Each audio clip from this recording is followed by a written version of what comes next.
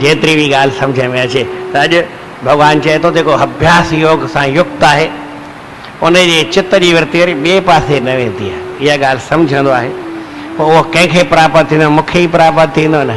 परमं पुरुषम दिव्यम याति पार्थानुचिंतयन, हे पार्थ उन चिंतन खे कंदो कंदो उन स्मरण खे कंदो कंदो स्मरण जे बल सां उहो परम पुरुष जेको दिव्य पुरुष आहे परमात्मा भगवान उनखे प्राप्त थींदो जेको हमेशह परमात्मा जे नाम जो चिंतन कंदो रहे थो। सभई गॾिजी चयो अभ्यास योग युक्तेन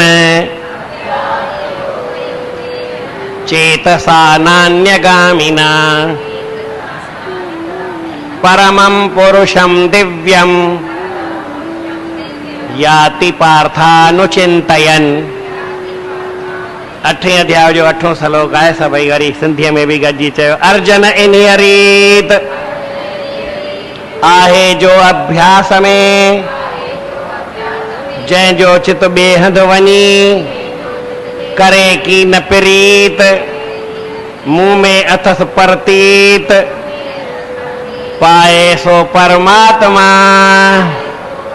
उन विश्वास मुंह में आहे त मूंखे ई पाईंदो न भाई, ॿिए पासे वरी उहो छो थो वञे, ॿिए पासे उहो न वेंदो, मुंहिंजो स्मरण करे मूंखे ई प्राप्त कंदो, परमात्मा खे पाईंदो। बोल श्री कृष्णचंद्र भगवान की जय।